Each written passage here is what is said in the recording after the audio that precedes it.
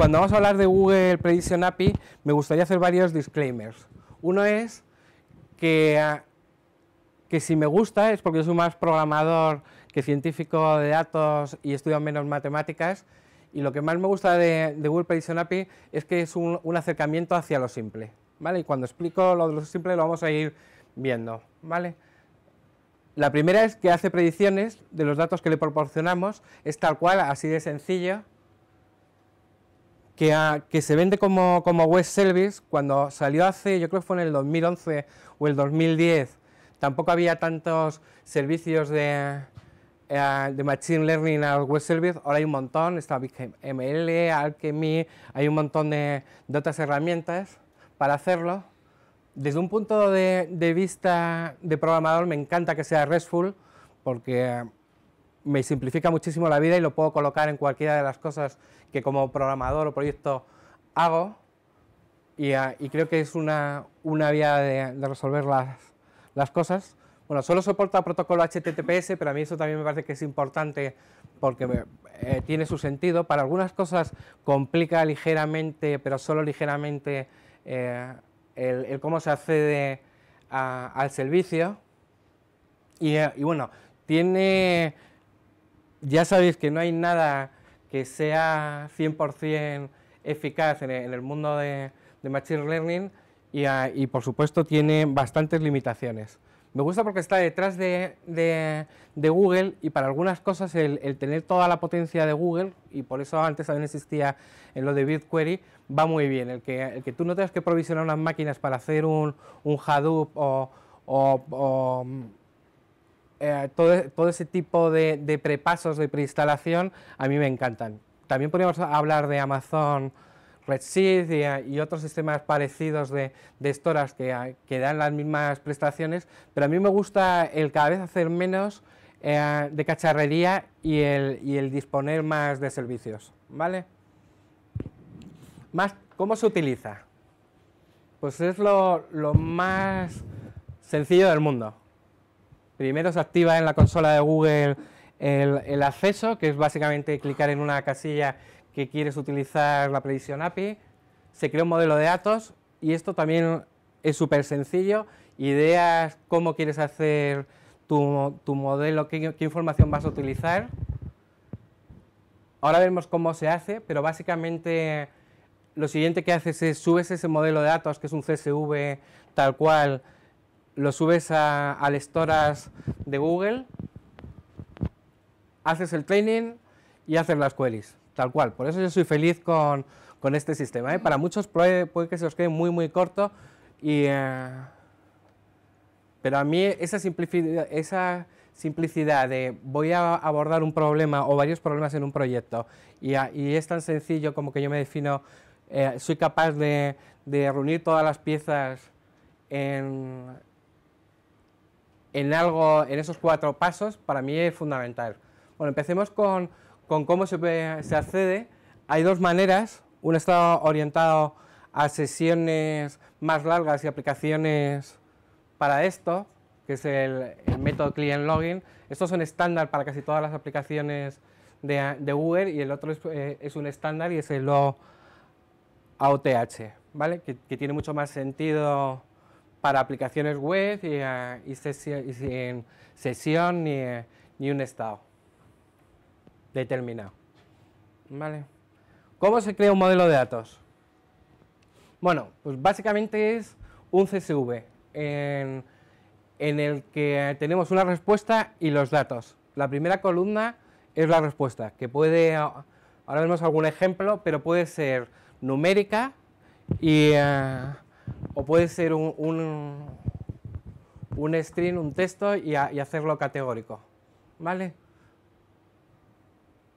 Os contaré más cosas en el siguiente slide, porque esto os puede parecer pero bueno, ¿cómo hago las cosas? En cuanto veáis un ejemplo veréis que es así de sencillo, y cómo por detrás se toman más decisiones que no toma el usuario del API, ¿vale? Se crea un fichero para cada modelo, cada línea es un dato, o sea, es súper sencillo. Todos los strings son sensibles a las mayúsculas, con lo cual conviene ¿cómo se llama? Bajarlas todas a minúsculas y hacer un poco de arreglo de datos. Los datos pueden ser numéricos o texto y no soporta más de 100 millones de líneas por modelo, ¿vale? ¿Cómo se hace un fichero en el que queremos tener respuestas numéricas? Primera columna, en este caso, sería la temperatura y sería numérica, y luego ponemos separados por comas el resto de campos con la información que nosotros queremos utilizar en el proceso de clasificación. Podemos poner los campos que nos dé la gana y luego cuando preguntas algo lo preguntas por tal cual, montas un string con los valores que has incluido. En este caso sería ciudad, día del año y cómo está el tiempo, y no tendrías que hacer ninguna otra normalización, sino simplemente esto sería un modelo basado en queries numéricas. ¿Vale? Si queremos categorizar, y hay alguna limitación con las categorías, lo que estaríamos es dando qué etiqueta queremos poner a una lista de campos. En este caso solo hay un campo y están poniendo un ejemplo de cómo describir span o no. Span es un Bayesian casi tradicional, se podrían poner todos los campos que quisieras y lo único, bueno, no, perdón, en este no se pueden poner porque es por categorías y no tendría ningún sentido el poner más campos para acá. Y sería tal cual. Hay una limitación que son por modelo, que son 1000 etiquetas, ¿vale? Bueno, este es el típico de cómo crear un fichero, un modelo para identificar qué tipo de lenguaje es. Y pasaríamos a cómo se suben los datos. He puesto luego por ahí bueno, esto es, lo único que está haciendo es crear un bucket dentro del storage de Google. En el siguiente paso copiamos los datos a un fichero, que es el fichero CSV en el caso anterior, donde hemos creado algunos ejemplos de lenguaje más cuál es el tipo de lenguaje que tiene. En el segundo empezaríamos el entrenamiento. Todas estas cells son parte del ejemplo de los APIs de Google Prediction. Google Prediction maneja 11 lenguajes. En mi slide creo que tengo solo 7, pero maneja 11 y maneja los habituales, desde JavaScript a Java normal, Python, Ruby y no me sé más lenguajes. Ahora los revisaremos, pero en cualquiera de los casos, como es REST, es muy sencillo el proceso. De hecho, bueno, luego he puesto por ahí la URL por si os queréis darle un vistazo a cómo son las cells, pero básicamente lo que hacen es un call, la mitad de las veces, y están haciendo un post o un guest para coger una llamada y pasar la autentificación, ¿vale? O sea que se podría programar en lo que queráis y es tan sencillo como le dices con el API que quieres entrenar un modelo, le pasas cuál es el fichero, ¿vale? Chequeas cómo va para saber si ha terminado o no, porque es asíncrono. Una vez que le dices que lo chequee, se pone a trabajar y dependiendo de la carga que tenga. Y básicamente cuando termina, te da muy poca información, pero te dice que ya está terminado y cuál es la precisión que ha conseguido. ¿Vale? Os preguntaréis, pero bueno, si no le hemos dicho absolutamente nada. Esa es parte de la gracia y la simplicidad del Google Prediction API. Él decide, se coge los datos, los prueba todos los modelos que se le ocurren, que si cadenas Markov, el que sea, le pasa a jugar con ello y te devuelve cuál es el que parece que le gusta más, porque es el que da más previsión.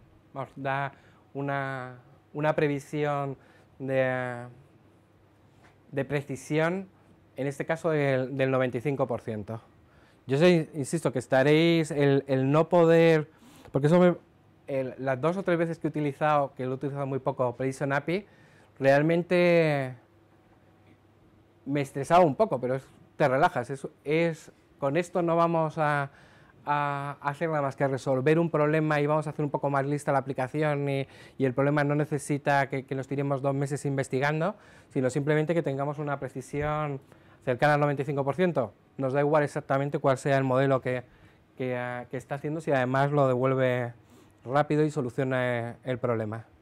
Las consultas, que vuelve un JSON por aquí, es tal cual, pasas el string de consulta o el número de consulta y te devuelve cuál es, en este caso que era por categorías, te diría cuál es la categoría. Se puede extender esa información y te podría decir, bueno, y de las otras categorías que se parecen más, dame 3 etiquetas cercanas y te diría cuál es el porcentaje que tiene con cada uno.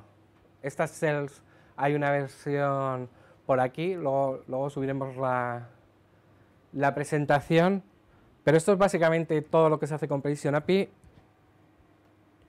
y así de sencillo. Bueno, os contaba que había 11 lenguajes, de los que más me interesan son Ruby, porque a mí me mola programar en Ruby, R porque lo puedes incluir súper fácil en tus scripts de R, y bueno, los estándar. Aquí obviamente faltaba Java, pero hacerlo con Bash es así de trivial. Bueno, hay algunas recomendaciones de uso de Google, pero que son obvias para cualquiera que haya estado haciendo cosas. Vale, que piensa qué datos vas a utilizar para hacer el training. Como además tarda tan poco, yo creo que se puede jugar mucho, pero bueno, nunca va mal pensar antes. Y siempre está eso de la basura que metes es la basura que sale, en inglés, que lo habréis leído alguna vez. Bueno, cuanto mejor está la información, mucho mejor. Siempre, esto también es una frase que dicen ellos cobran por storage, con lo cual dicen cuanto más datos mejor para la predicción, o no, depende, también está por ahí el overfitting y hay un montón de historias en el que también hay que mejorar los datos y que se respete el número de argumentos, porque como es tan flexible, simplemente sí que es la única condición prácticamente que tienen. Esto recordar que es un proyecto que surgió en el 2010, no sé qué continuidad tiene ahora mismo, pero dentro del entorno de Google, en ese momento lo que se estaba haciendo era que se necesitaba algo de Machine Learning en muchos pequeños proyectos, o sea, no en la búsqueda, o en la búsqueda llevan otra tecnología, pero decidieron hacer algo que fuese muy sencillo para empezar a utilizar internamente, luego lo sacaron como producto, pero que cualquiera con generar un CSV, y eso lo puede hacer prácticamente todo el mundo, pudieran aplicar soluciones súper fáciles, ¿vale? Más cosas que tiene el Google Prediction API y que a mí me parecen interesantes. Hemos visto que hay una opción para subir los modelos, pero una de las cosas que tiene una vez que está creado el modelo es que se puede actualizar y se pueden seguir mandando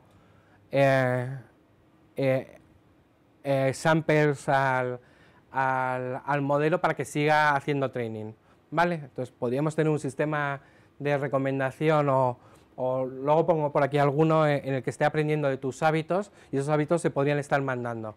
Hay por ahí algunos warnings que lo que te dicen es, oye, hay modelos en el que cuando estás haciendo streaming de update no terminan de funcionar mejor, incluso pueden ir a peor. Bueno, no pasa nada, puedes volver a hacer un retraining y simplemente que él te escoja cuál es el modelo que va a funcionar. Pero a mí eso me parece siempre que hay como un ciclo clásico de tengo que hacer un retraining de vez en cuando, el que cada vez pensemos más en que los datos llegan en tiempo real y se pueden utilizar técnicas de streaming, a mí me parece súper interesante para que esté en mente de todos, para meter presión a los desarrolladores y para que no se nos olvide que lo podemos utilizar.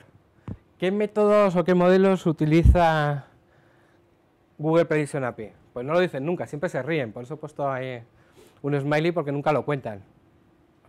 Ellos los que utilicen, no sé si es que utilizan, supongo que utilizarán todos los clásicos y alguno de la casa, ¿vale?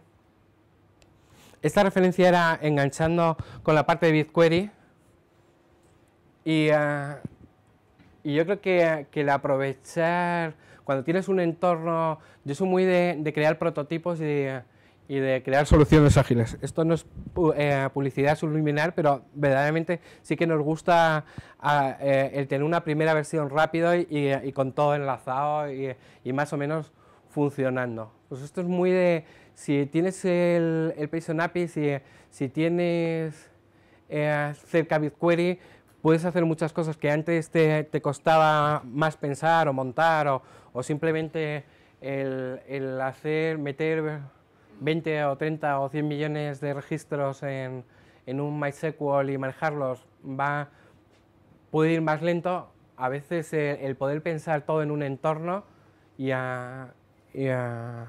puede ser una buena solución, y a su vez tener cosas como el Prediction te da para que pienses en hacer algunos proyectos y añadir un poco de inteligencia, ¿vale? Cuando digo que esto está pensado a lo Google, es que aguanta lo que le eches. Tendrán sus máquinas limitadas, pero deben tener bastantes máquinas para hacerlo.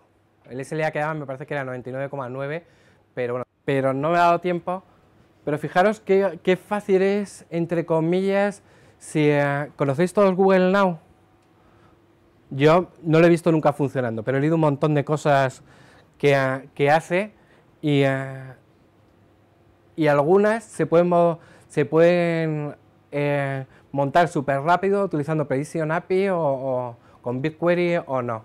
El que dependiendo de dónde estoy y la hora que es, me pueda sacar una aplicación, los 3 teléfonos que es más que probable que llame, es lo más tonto del mundo. O sea, no tengo que hacer muchísimas cosas para guardar todas mis llamadas, y a estas horas, y si estoy en Madrid, seguro que dentro de un rato llamo a mi mujer para decirle que me voy a retrasar porque nos vamos a tomar unas cervezas. Y eso pasa siempre que estoy en Madrid a estas horas, ahora mismo. A mi hermano le llamo después de cenar y desde el jardín. O sea, simplemente crearme un CSV con las localizaciones y poder hacer una llamada son 4 APIs. O sea, yo creo que si se pudiese programar en Shell los teléfonos, me lo haría con una Shell. O sea, no necesitaría muchísimo más el ir para hacerlo y con 30 o 40 líneas. Todo esto en mi teléfono y contra esas APIs. Si queremos hacerlo para un montón más de gente, sería mucho más, ¿no? Y pensar todas las cosas que tiene Google Now, y tiene mucho sentido el poder montar modelos casi personalizados. Yo soy un fan de crear un modelo casi por usuario. O sea, hasta hace mucho tiempo yo no lo había visto, y supongo que muchos ya lo habréis visto también, pero ahora mismo tal cual está la tecnología y con los costes que tiene, joder, si tengo 20 millones de usuarios, ¿por qué no voy a tener 20 millones de modelos para cada uno absolutamente personalizados? O sea, ¿para qué los voy a clusterizar en 4 grupos? Si son 4 millones, hago 4 millones de grupos, prácticamente uno por grupo. Bueno, prácticamente no, uno por grupo. Empezamos a tener tanta información que podemos crear un modelo que se base en otros y no digo que dejen de desaparecer los clústeres, pero cada vez veo más viable el ser capaces de hacer modelos expresamente para personas, ¿no? Que haya un modelo general en el que quepa cualquiera. Y bueno, otro de los ejemplos que ponía también súper fácil para hacer, no sé si conocéis Cite. Bueno, es un lector de revistas como Flipboard, de hecho los ha comprado Flipboard y en teoría cerraban en julio. Así que es un buen momento para crearse un Cite. A mí me gusta mucho. Lo único que hace es que me selecciona noticias de fuentes que no conozco, de 750.000 fuentes, pero va aprendiendo las cosas que me gustan y dependiendo de qué tipo de proyecto esté o de qué cosas lea más, me va sugiriendo 15 o 20 todos los días. Hacer este modelo aprovechando que hay cosas que guardo en Pocket y que tengo Feedly para que me lea un montón de feeds y los puedo preprocesar, es también un programa súper pequeño. Es simplemente instruyo con las etiquetas que ya he puesto en Pocket, me hago un modelo, realmente leo de de Feedly qué fuentes se ha leído nuevas mías, son mis fuentes, es la única parte que tendría que añadirse alguna otra más, pero me las puedo clasificar y decirme, oye, estas son las 15 que más te molan basados en los tags que has puesto en Pocket. Lo miro, nublo los ojos y hasta yo soy capaz de hacerlo, con lo cual es una buena idea. Y esto es básicamente lo que os quería contar de Prediction API. Me parece súper sencillo, seguro que cada vez empieza a haber más alternativas, pero no siempre o no todos los proyectos requieren el pedazo de nivel de la ponencia anterior y todo el lío de los grafos. Y bueno, los teléfonos más probables también se pueden solucionar con redes, pero con este es que es un CSV, pero que hasta yo lo sé hacer, que esto es importante. Y ya está, creo que no tengo más cosas, que con el más cosas terminaba. Solo las gracias.